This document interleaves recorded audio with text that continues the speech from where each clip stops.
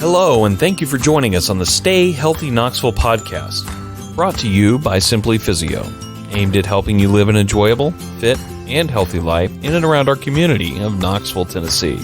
And now, here is your host, Dr. John Mark Chesney. Hey guys, I'm super excited today for today's episode of Stay Healthy Knoxville. I have the pleasure of talking with Dr. Tonya Baker. Dr. Baker is a forward-thinking physician specializing in the field of rheumatology. She is a brilliant mind and more caring heart. And I know today's episode is packed with applicable tips for people that are suffering or dealing with arthritis or other rheumatoid disorders.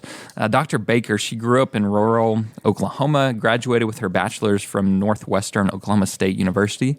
After college, she received her medical degree from the American University of the Caribbean Medical School, completing medical rotations in London and Johns Hopkins affiliate hospitals.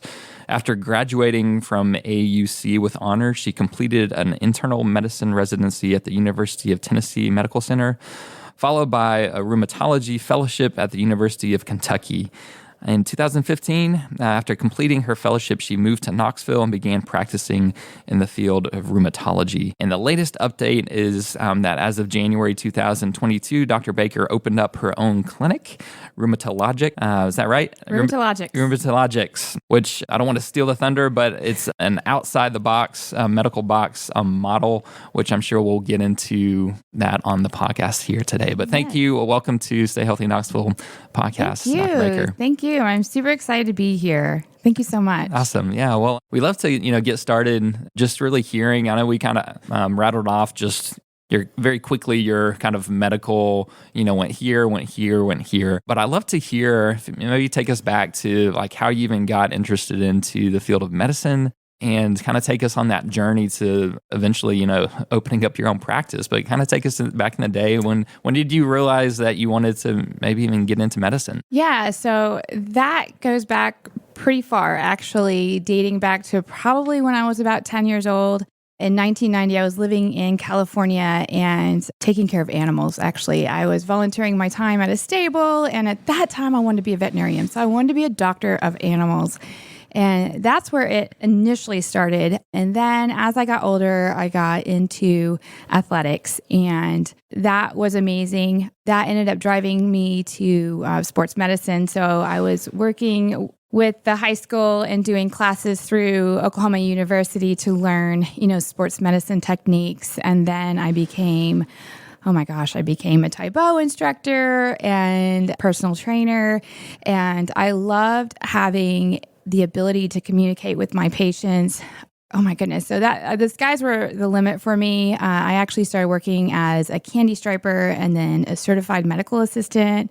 I started working as a candy striper? Yeah, a candy striper. Which is? Somebody who volunteers their time at usually nursing homes or hospitals, just giving kind of a social support to patients, because usually, in times like that, it's quite depressing Sure. and sad. And it's always nice to have kind of a happy face come in and share something that might be fun, such as coloring or puzzles or, oh my gosh, I honestly felt like a waitress, to tell you the truth, but I enjoyed it. And I got to bring smiles to their faces and I actually had fun doing it. So that led, I actually ended up being invited to become a home assistant for several patients because their family members had met me while they were in these long-term care facilities and wanted to bring their parents usually back home.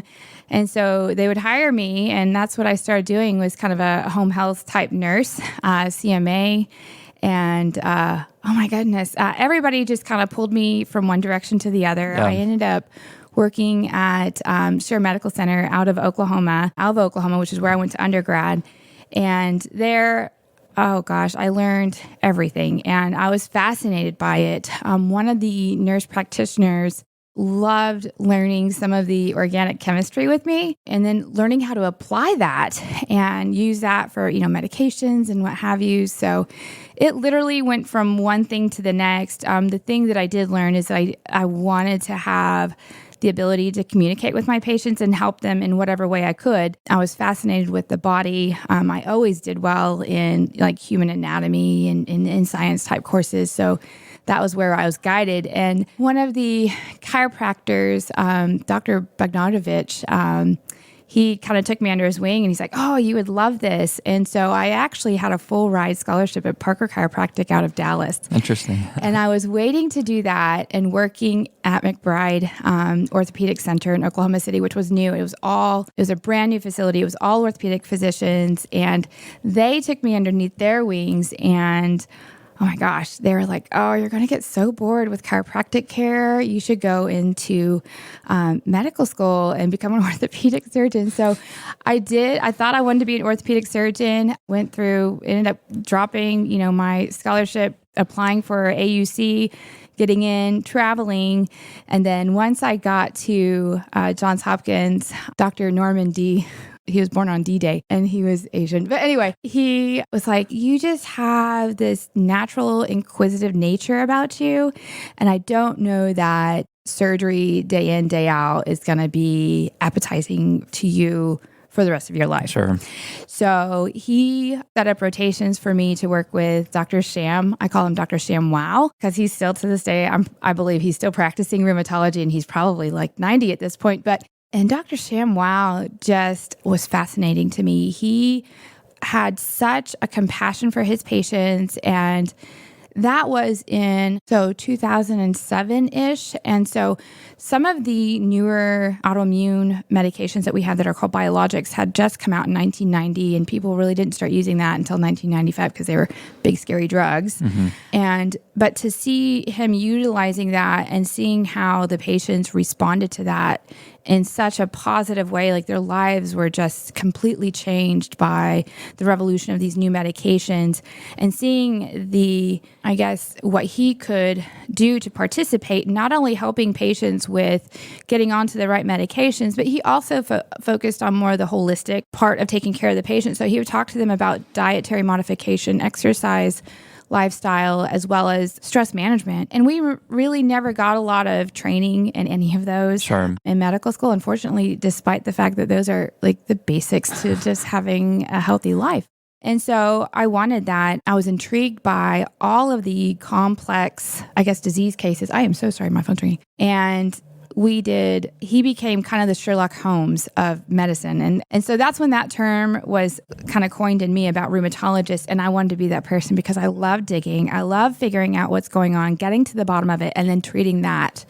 That was kind of a sentinel point because at that point in time, that's when pain was kind of the fifth vital sign. Everybody was so focused on treating pain and had completely missed why people were having pain. And then they ended up having more issues in the end. Yeah. So I wanted to be like that. I wanted to be that person that could make that kind of a change in people's lives. And I wanted to be able to continue getting new cases every day. And then, after I rotated with orthopedic surgery, I was like, I just cannot work 18 hours a day in and out. That's not for me. And so that's how I got to where I am. Kind of knew in medical school that I wanted to do rheumatology, even though I still applied for surgery just because I felt like I had to tell you the truth, because the guys at McBride were like, you should become orthopedic surgery. But I honestly think that Dr. Norman D. was completely correct in a sense that I would have gotten bored with that. And I love the fact that rheumatology is ever changing. Our knowledge about the immune system and our body is just ever learning. And I love learning. The thing that Norman D used to always tell me, and I used to be kind of that know-it-all, he used to always say, if you know it all, you'll learn nothing. So I learned very quickly to be quiet, and he was exactly right. I learned way more by listening to my patients rather than talking above them. So it sounds like you had some very influential mentors who were able to look at some of your traits, your personality, and help guide you into rheumatology, right? Oh, yeah. Yeah. Honestly, if it wasn't for them, I probably would be doing orthopedic surgery just because I felt like there was a lot of pressure to do that. Sure.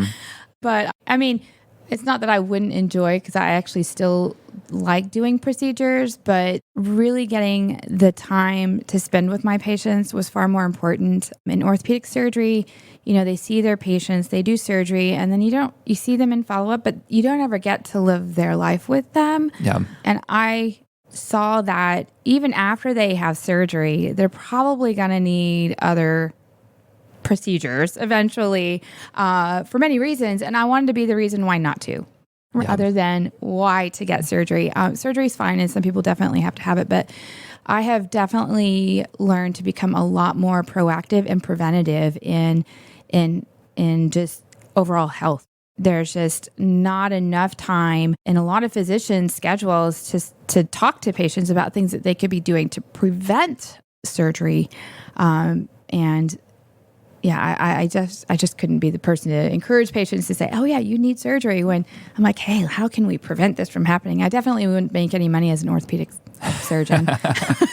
I mean, just reflecting on, my interactions with you, Dr. Baker, and I mean, you seem to very much enjoy that relationship, that connecting, with your patients. And I can see that it being not to say orthopedists don't do that as well, but the typical, orthopedist, just doesn't have the opportunity to fully get to know the patient, to follow them on a journey because of how it's really kind of set up, based off of, like you said, kind of procedures. Right. Pre-op and post-op, they see like 30 patients a day, and us, just couldn't do that. Right. It's totally not for me. So you started getting into the field. You had your fellowship in Kentucky? Yes, University of Kentucky. Dr. Lightfoot was kind of my mentor there, and he's much older, and he has so much wisdom.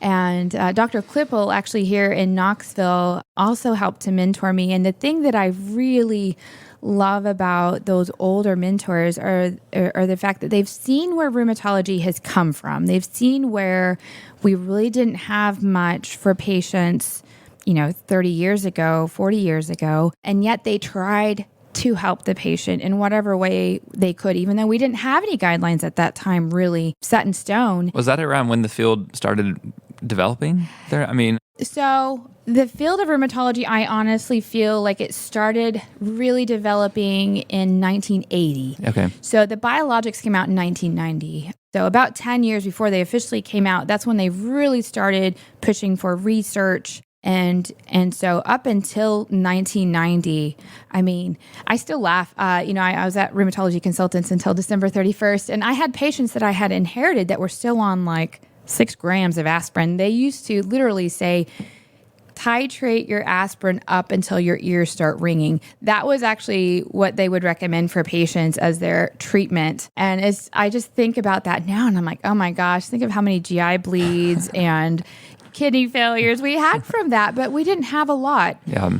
But they tried. Mm-hmm. And that was what impressed me. And I think that that's something that kind of gets lost today, because even though we have a lot of guidelines, we have a lot of new medications, sometimes one thing doesn't fit everyone. And sometimes we have to think outside of the box, and we have to try things that used to be tried just to see. The fact that they never gave up was a big thing. Whereas I feel like now when we run through the gamut of going through all of the medications that we've come out with and we've studied and it doesn't work, they're like, well, I don't know what else to do for you. And in reality, there's so much more to do. We've forgotten some of the basics of, dietary changes, exercise changes, all those other things that can also affect life. Something else that Dr. Lightfoot shared with me that I've never forgotten to this day, he said, if a patient comes in and they are flaring and they've been on the same therapy for a while and they've done well for a long time, you start asking them about what's going on in their life. So that opened the door to having a more personal relationship with those patients. Sure. So that I can help them with something that, like, some stress in their life might be going on, and I might be able to help them with some stress management skills. And that would be way more than adding methotrexate or some other chemotherapy that they then have to add, more monitoring and what have you. So I cherished and I still utilize the things that those older rheumatologists taught me, even though times have changed greatly. They've grown with times, but they definitely still, hold fast to the thought of listen to the patient, and no matter what, you'll never go wrong. Yeah. Awesome. So I'd love to hear kind of you had part of your medical training in Knoxville, and then you finished your medical training elsewhere, and then you came back to Knoxville. Yes. How did all that transpire? Yes. So at the end of my medical school, I actually had transferred here to the University of Tennessee Medical Center to finish out my rotations as a medical student. Oh my gosh, I worked with anesthesiology, and I say, oh my gosh, because they introduced me to so much. I am such an outdoorsy person. Dr. Smith had introduced me to rock climbing in the O-beds, and then oh my gosh, all the other anesthesiologists taught me how to do crazy, like wake surfing. I didn't even know that was a thing until I came here to Knoxville. And oh gosh, I learned how to snowboard in Gatlinburg. It just was endless. And I fell in love there. If I ever got stressed out, it was so funny. My mom would say, go for a walk, go for a hike, go somewhere. Because she knew that was the yin to my yang. She knew that would help kind of calm me and help manage that stress. And so I just knew that this is totally the place for me. So I met my husband, interestingly, again, through an anesthesiologist there at the University of Tennessee.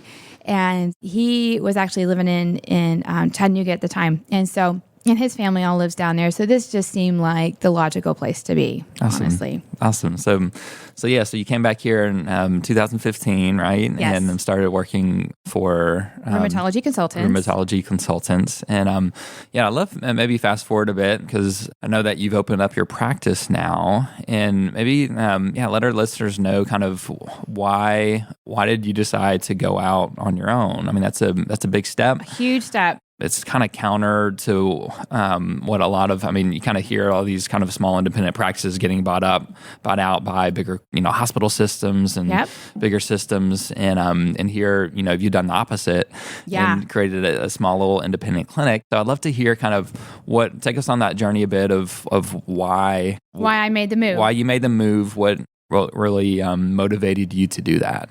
There were a lot of reasons. So let me go back just a little bit. Right before I actually hired on with Rheumatology Consultants, Dr. Wynn and Wolf were the two rheumatologists that I inherited their patients from.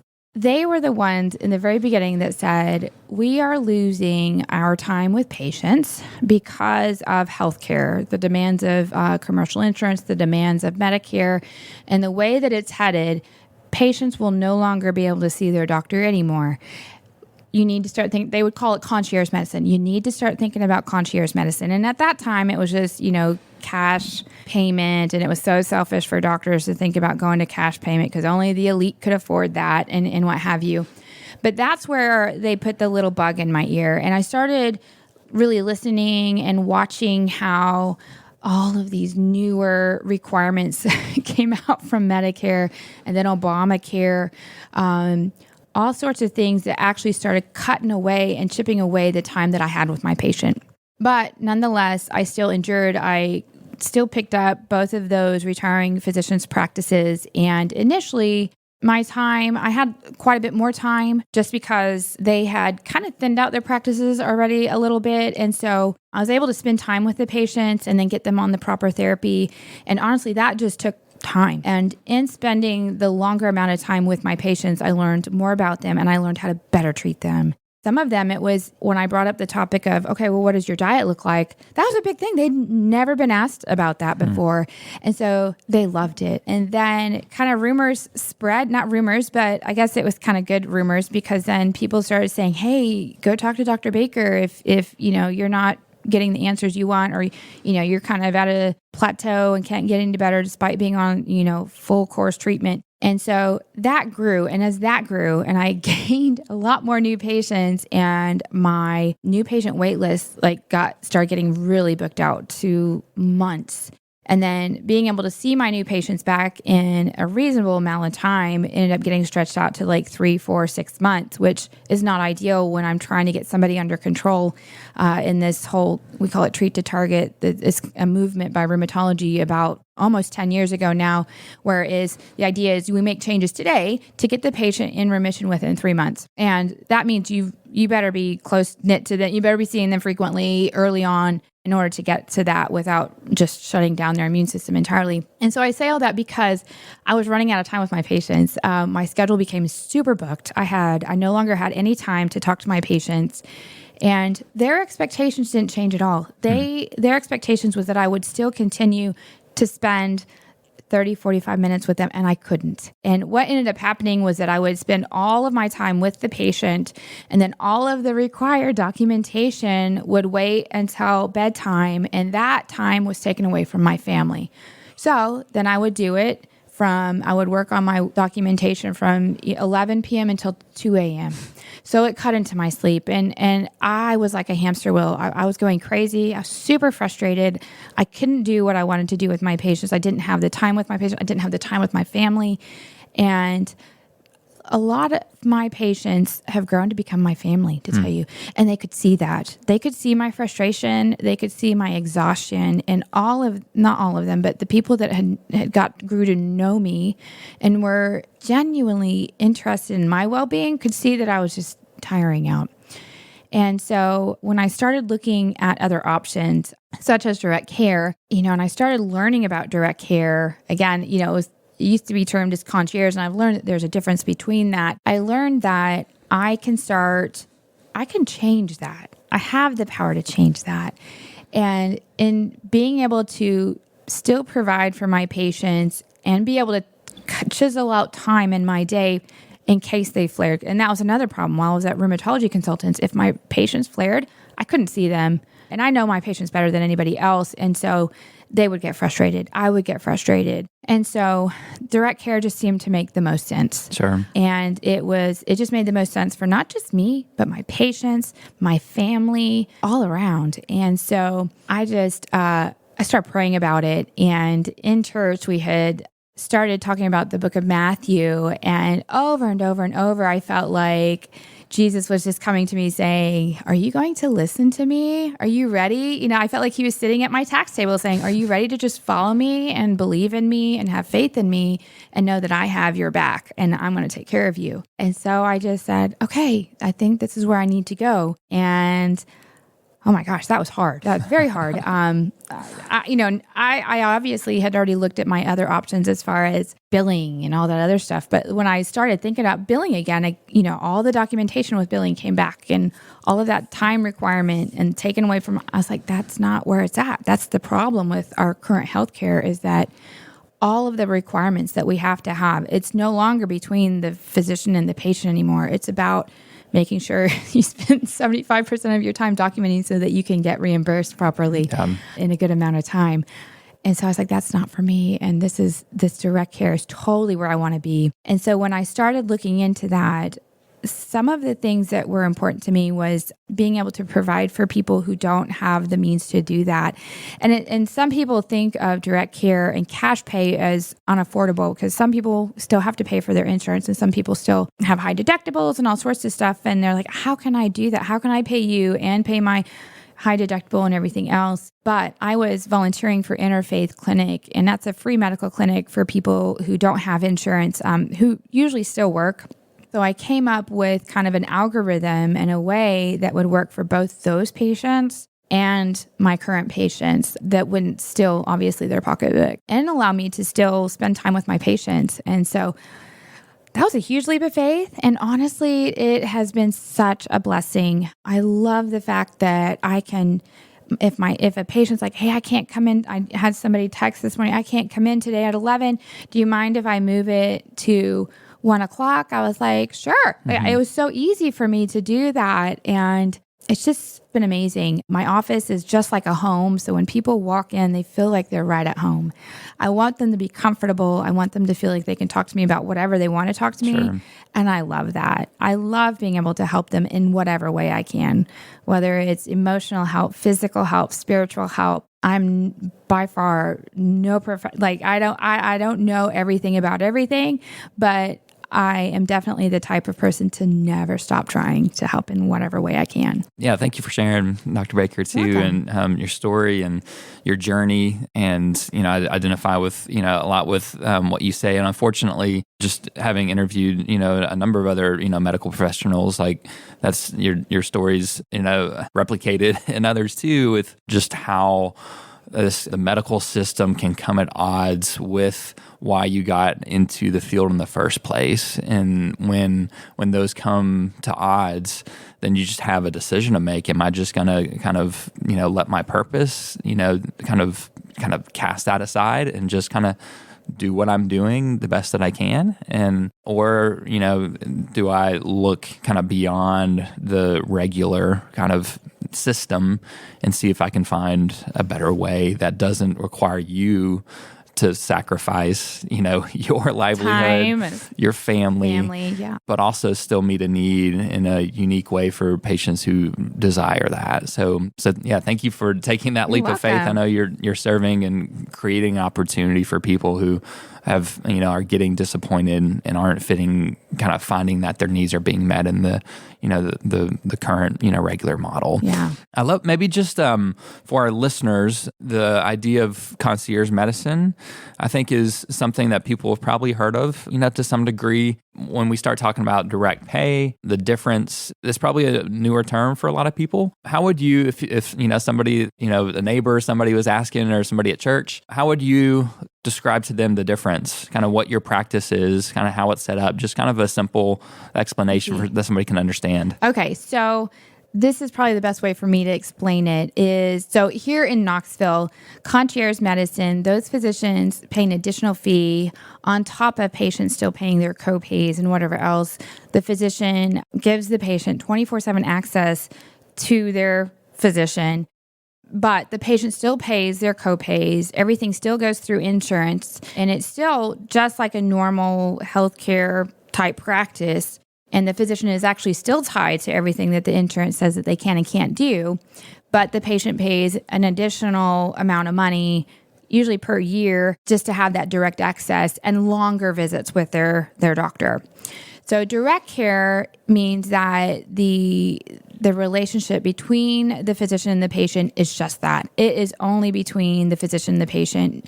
The insurance company has no say on how much time you can spend with the patient, how to manage that patient. Literally takes out the middleman in many ways. Now, patients who choose to utilize direct care, I would still encourage them to have insurance, whether it's catastrophic insurance or something, because my patients will still use their insurance for medications or physical therapy or x-rays or something like that. Yeah, accidents. Right. But I mean, there's this huge flux of these high deductible plans that most patients can't afford, to tell you the truth. They're still paying this high premium, and then they still have a $3,000, $6,000, $8,000 deductible that is almost impossible to meet sometimes unless you have some sort of big surgery or something that just chews all that up. But they're still responsible for that amount of money. And so when you go to direct care, I'll just use mine and several of the other direct care physicians here in Knoxville. There's usually a membership. There's two ways to go direct care. There's either kind of a membership type thing where patients will pay monthly for like a subscription, or patients will pay fee for service, which means you have a set fee for a set service. So, 30-minute exam, 60-minute exam, or whatever, or visit. And so there's two different ways to go about that. I just lost my train of thought. But I guess the bonus to doing the direct care is that you're cutting out the insurance. You're cutting out all of the additional requirements the insurance tells us we have to do. So, and I say things a lot of patients don't understand. The insurance requires us to make sure we dot every single I and cross every single T and make sure I ask about your dog. I'm joking. But there's so many things they want us to do that they call meaningful, and it's meaningless because in the grand scheme of things, it changes nothing with how I manage the patient. And yet I still have to take the time out to ask about these things and address it in documentation, and that's time consuming. And so when I say that, it's when I take out of insurance requirements, I have so much more time to focus on what the patient actually needs. I now have the ability to make my goals the patient's goals. So I try to mimic that. And if I was taking insurance, I had to actually make the patient's goals kind of fit the insurance goals, unfortunately. Yeah. But that's just how it goes. And so the direct care also opens up so many other possibilities. So direct care, I am able to contract with labs, other imaging centers around here for reduced pricing labs or x-rays or MRIs at a significantly lower price that it's for most patients with high deductibles. It's like, why not? You're not likely to, meet that $8,000 deductible. You're still paying, some of my patients pay, up to $800, $900 a month for their premium. And I'm like, I can get that CBC for $3 versus $32 and stuff like that. And it's kind of a no-brainer that direct care is so much cheaper when you literally take the insurance out of it. And for most of my patients, that's ideal. They want to pay less. They don't want to pay more, even though they're paying towards their insurance. But again, even if they're using their insurance to pay for that lab, I bet you, the patient is still probably paying more for that lab, even though, I'll use this. So, a patient has insurance. She went in and tried to use her insurance to pay for the set of labs, just for monitoring labs, CBC, CMP. And usually I can order that out of my office for $6, $7. Just nothing. Yeah. They charge her insurance $30 some. The insurance only agrees to pay $20. The patient's paying $10 for it. I'm just saying for the CBC. And then they're having to pay $10 for a CMP. So the patient's still paying way more to utilize her insurance. It's kind of a no-brainer. Yeah. And patients don't understand that. This is such a newer system that I'm excited. It's actually growing. There's a lot of physicians going to this because healthcare prices are because of commercial insurance and all of the other requirements that are pushed upon us by Medicare and the government, that it naturally drives up prices. When I was looking at getting out on my own and looking at hiring a biller, it was going to cost $15,000 a month just to have somebody bill insurance. I was like, oh my goodness, that's a huge overhead price. Yeah. So you have to see a lot of patients in order to make sure you're paying $15,000 to just bill insurance. So it just seems like a no-brainer to go direct care. And I had laughed. I was in London, England for 6 months, and I got to see what socialized healthcare was like. There were pros and cons to that. The pro was overall healthcare prices were significantly less. Because physicians got to spend the amount of time with their patients because they could. They didn't have to see a ton of patients throughout the day. And if a patient came in and they had high blood pressure, the physician can say, hey, listen, you need to exercise. And they could spend the time to talk about their patient about dietary changes, reduce the amount of salt in your diet, and yada, yada, yada. Here in the U.S., we don't have time to do that. It ends up becoming just another pill. And then you have to get labs to monitor that. And it's just unbelievable. I don't think here in the U.S. we would ever have the ability to go truly become a socialized healthcare, because our mindsets and how we have developed as a country is that you have to have insurance and you have to have this and you have to have all that and you have to kind of play defensive medicine and offensive medicine and it won't work in the United States unless we made some big changes. Yeah. So it actually puts the ball back into our court as physicians, and it says, you have the ability to make changes to reduce the price of healthcare. And it's growing. I'm really excited about it. And I think that overall it's going to be good. And it's just going to take people to kind of step out of I feel like I'm jumping out of an airplane when I was making the choice to go to direct care. It was like, it's a huge jump. It's scary, but it's working out. And my patients are so happy. And that is more rewarding to me than a hefty paycheck. Yeah. I'll tell you that. The time, my stress is less, and I get to share that with my patient now. Yeah. And so energy is contagious. And when I would go into my office visits knowing I was already an hour behind because I needed to spend 30 minutes with my patient in a 15-minute time slot, that energy was just so contagious, and it would transfer to my patient, and it just was never good. Yeah. And so this is totally where true health care is. Right.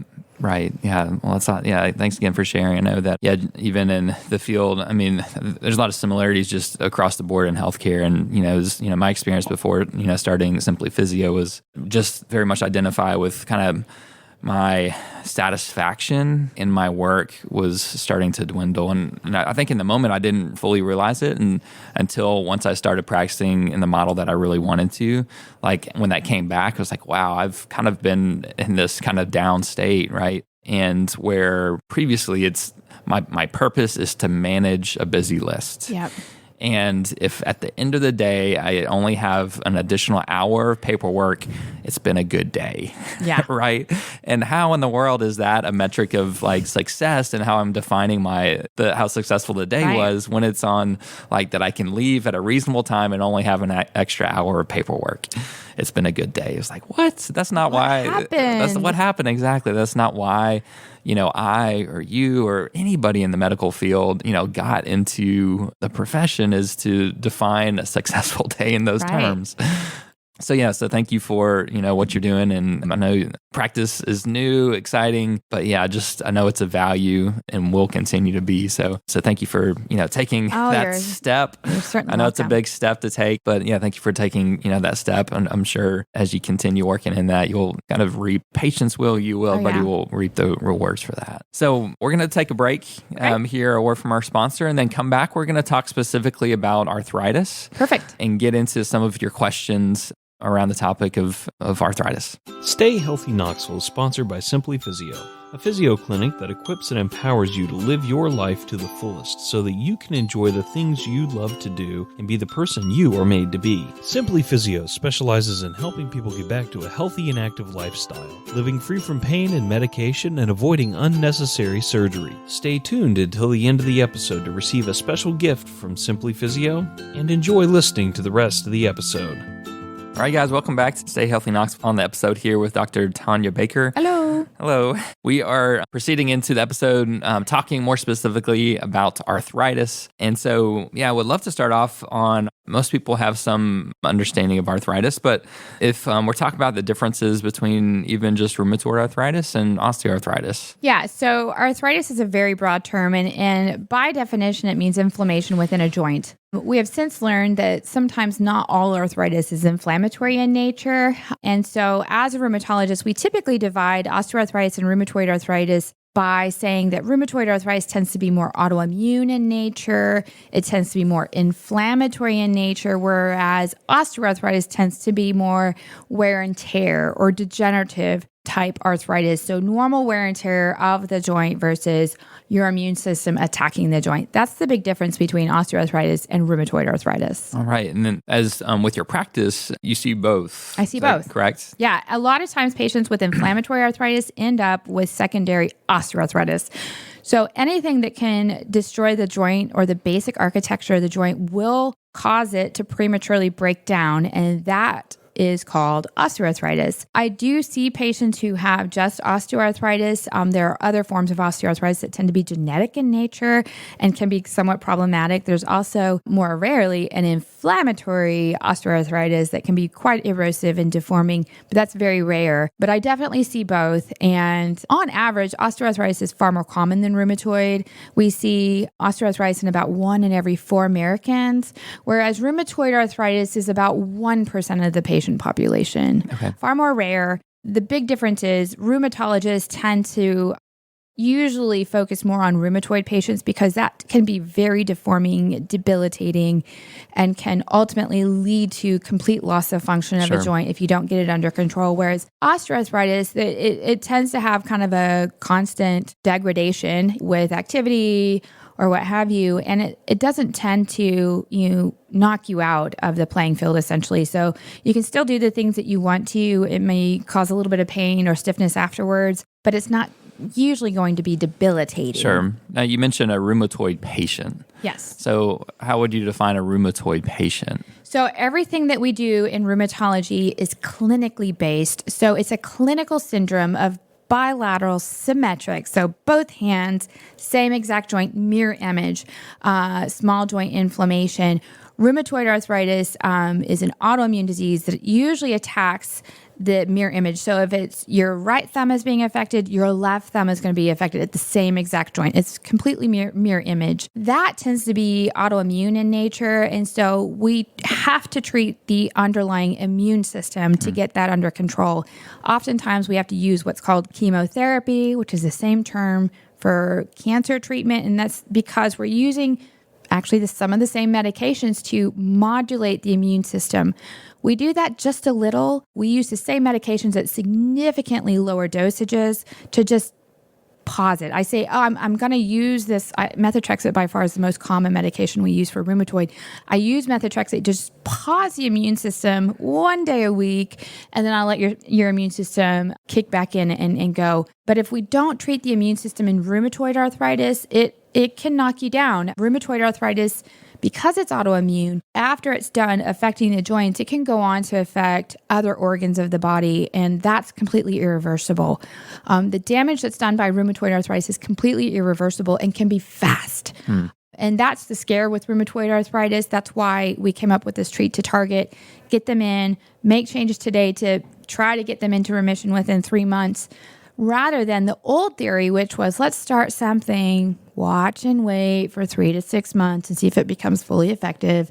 If at the end of the 6 months it's not you, then you add something else. We don't do that anymore. And honestly, my patients do far better off if I follow that treat to target paradigm, get them under control, maintain them. More likely than not, later on down the road, a couple of years down the road, I can start peeling back their chemotherapy and they do just fine. So... Now, are there other conditions that fall underneath your wheelhouse? Yes. So rheumatoid arthritis by far is the most common inflammatory arthritis.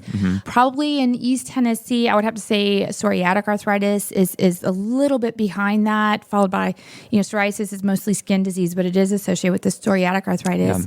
Lupus is not common, but it's not uncommon for me as a rheumatologist. And then you have things like gout. So gout's inflammatory in nature, but it is not autoimmune. So that's pretty common here in East Tennessee. But the list goes on. I treat things like scleroderma, vasculitis, inflammation of your blood vessels. Oh gosh, I have a huge list. And again, it's all clinical. And so oftentimes patients will come to me with a myriad of symptoms. And what I tell my patients is that these are all pieces of a puzzle. And what I'm doing is I'm just gathering pieces to the puzzle, and I'm going to try to manipulate those pieces to create a picture. And that's what I'm trying to do.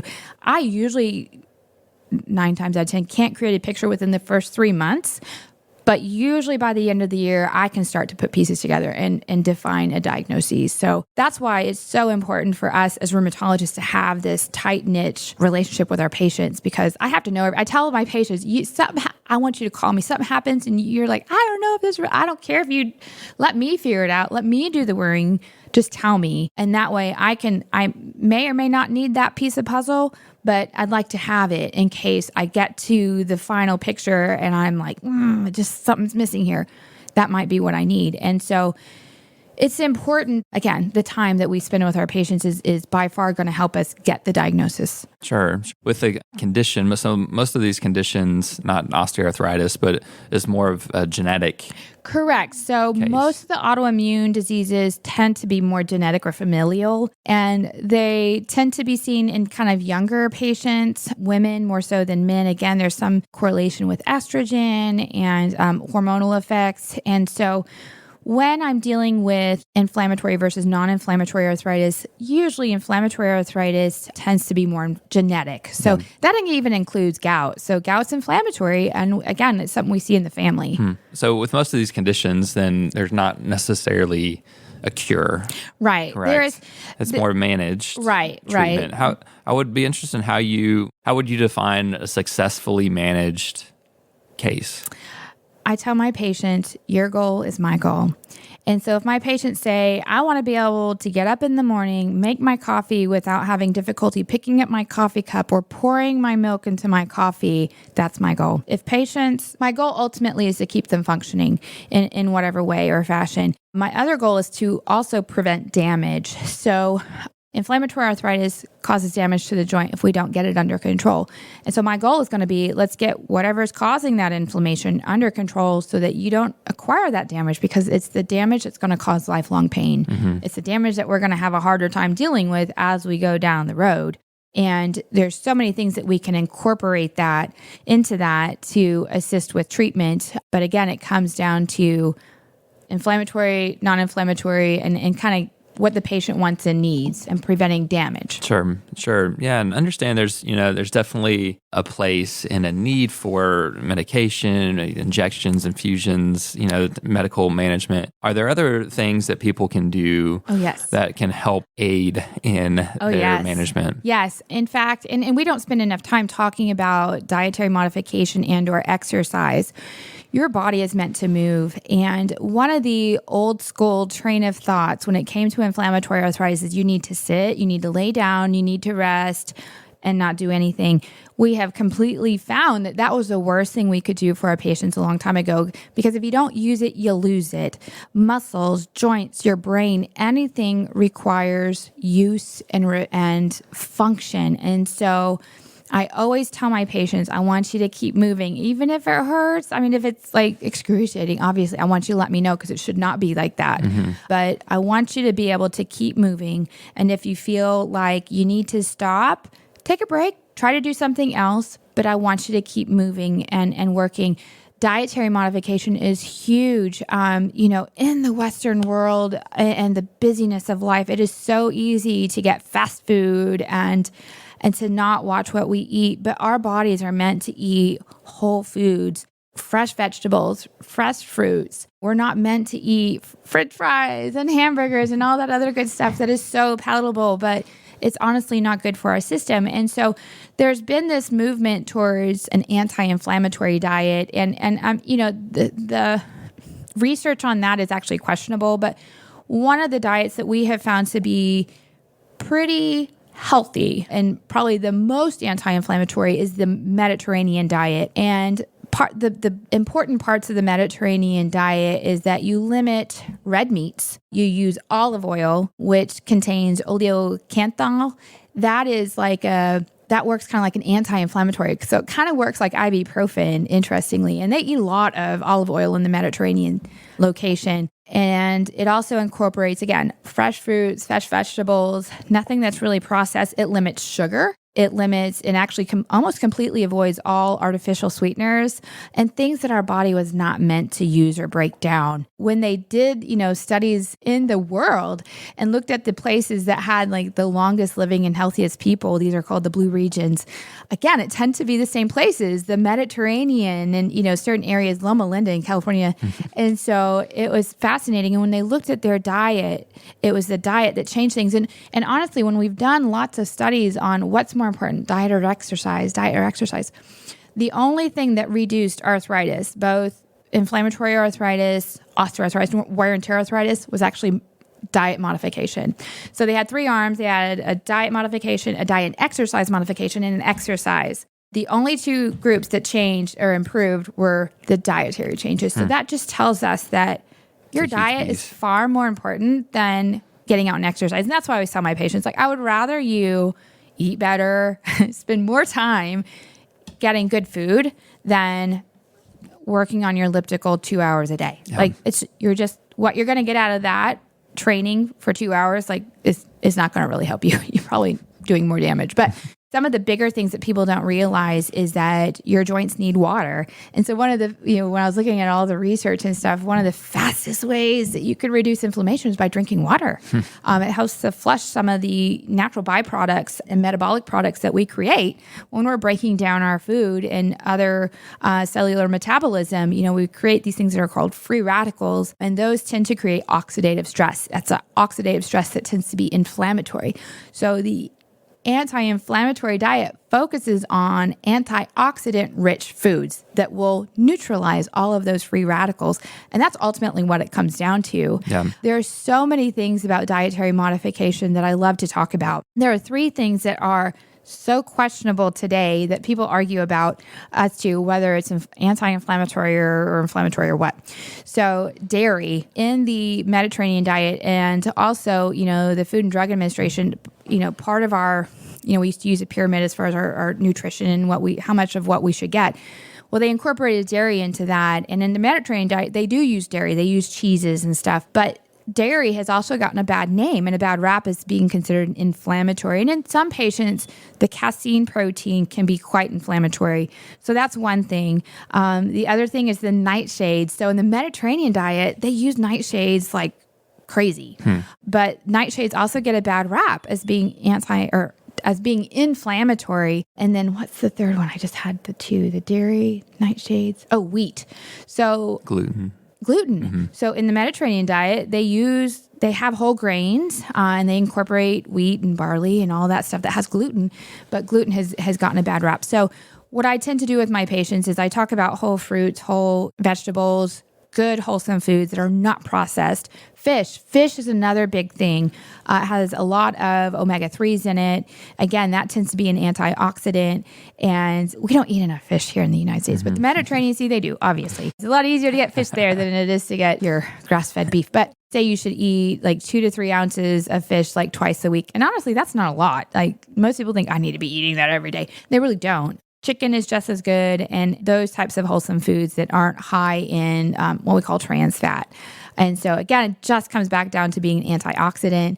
Legumes are very important as an antioxidant. When we looked at levels of antioxidants and what foods tend to be rich, pinto beans were actually number 4 are on the chart for having the highest level antioxidants. Really? Just right next to blueberries. So there's a lot of things that people don't realize that your foods can provide, and that just modifying your diet can easily bring down inflammation. And so sometimes I'll have patients just sent to me because their CRP is high, that C-reactive protein that tends to be an inflammatory marker. And I will usually go into their diet. They hate talking about that. And so most people do. I hate talking about my diet because it's obviously not healthy. I'm a mother of 4 children and I'm like a single mom half the time because my husband's flying around the world. So I don't have time and I don't make the best choices every day.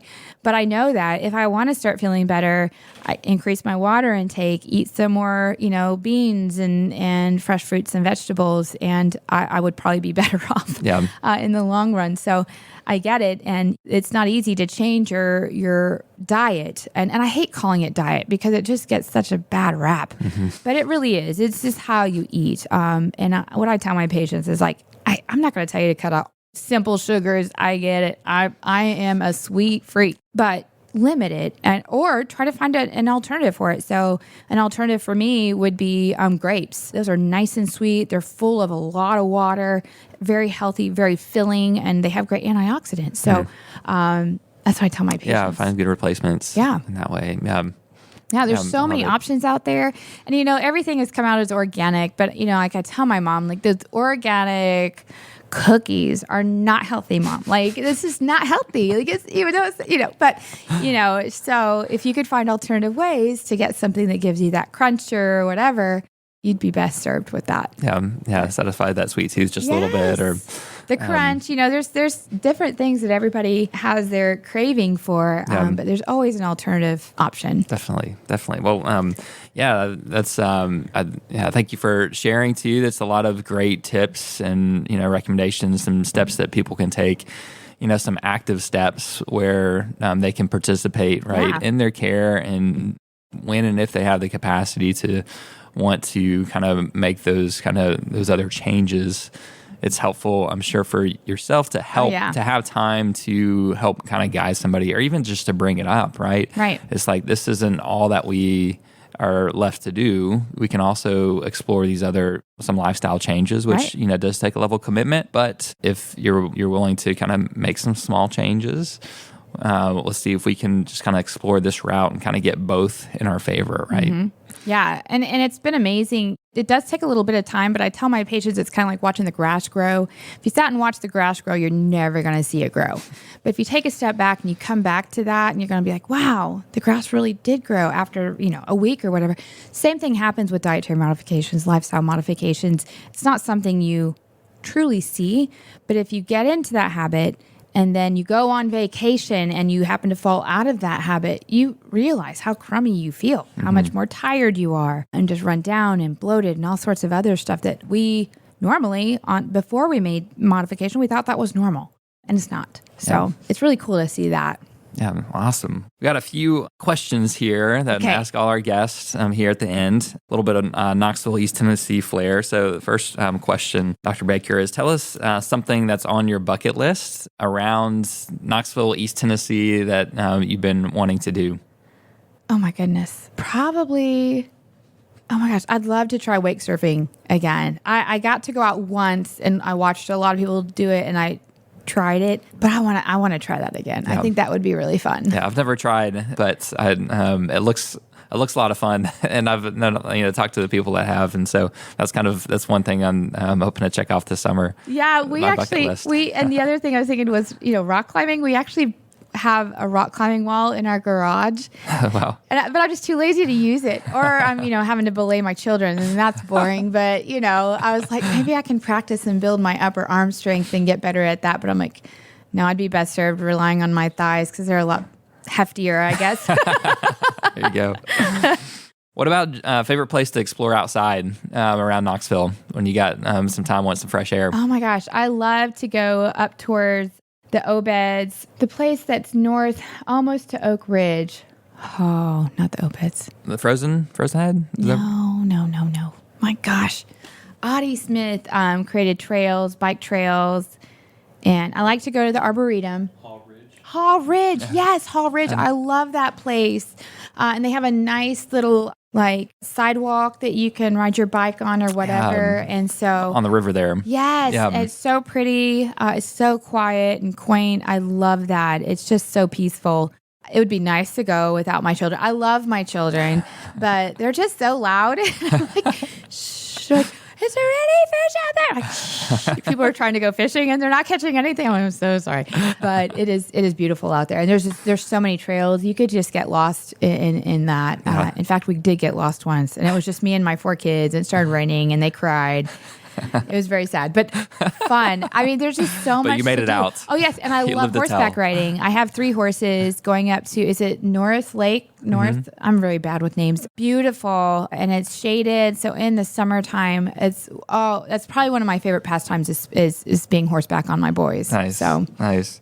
Well, what about your favorite restaurant around Knoxville? That's tough. So Taste of Thai is definitely one of my favorites. I'll tell you, I used to, when I was in Baltimore, my roommate was from Thailand, and he ate dead baby fish every day, which was absolutely disgusting. But he also made some of the best Thai I've ever had, and it was hard for me to find somebody to make authentic Thai, but Taste of Thai comes pretty close to that. So awesome. It's really good. And then for our listeners, if you were leaving us best tip or recommendation for staying healthy. Keep moving. Don't stop moving or using your brain or whatever else. My husband last year was like, if you could give your patients one thing for Christmas, all of them the same thing. And I said it would be a round of physical therapy. All of us have learned compensatory mechanisms by how we move that sometimes it's not the healthiest way. But the most important part of keeping healthy is just keep moving. Yeah. Awesome. Well, how can people get in touch with you? Oh, yes. So there's many ways. My phone number, can I say that on here? It's up to you. Yeah, okay. Sure. So my phone number, 865-995-7006. That's the business cell phone. My website is rheumatologics.com. I'm going to spell that out because not a lot of people get it. Sure. It's RHEUMATOLOGIX.com. We'll put that in the description of the podcast too, so people can find that. And they can hit the sign up button. And that doesn't obligate them to anything, but usually if they want to know more about pricing or how my model works, I encourage them to call or just talk to me. And you have a lot of great information on the website too. Yeah, and it's going to be growing. So we got something up and going so that my patients from rheumatology consultants, if they wanted to find me, they can find me. But it's going to be growing. And sharing my kind of vision and my approach to rheumatology is going to hopefully end up on there. So awesome. Thank you for having me here. Yes, thank you. It's been a pleasure talking with you and hearing more of your story, Dr. Baker. And yeah, it's been a lot of fun. Thank you so much. Yeah, well, and stay healthy, Knoxville. Thank you for tuning in to the Stay Healthy Knoxville podcast, brought to you by Simply Physio. If your pain is preventing you from staying healthy and active and you'd like to avoid surgery, pain medicine, or just want to get back to doing the things you love in and around Knoxville, we offer both a free ebook and free over-the-phone consultation to help you figure out the root cause of your pain and the next best steps for resolving it. Find our ebooks online at simplypt.com/health-tips. There you will find ebooks for topics such as neck and shoulder pain, lower back and hip pain, knee pain, and TMJ. These quick-to-read reports will provide you with expert tips, tricks, and exercises to help solve your pain from the comfort of your own home. Just visit simplypt.com/health-tips to download your ebook and have it delivered directly to your inbox. We also offer free, no-obligation phone consultations with a doctor of physical therapy to Knoxville area residents. Just call us at 865-351-0615 or visit us at simplypt.com and click the Talk to a PT button on the home page to schedule a call with us. Thanks again for joining us, and we will see you next time on the Stay Healthy Knoxville podcast.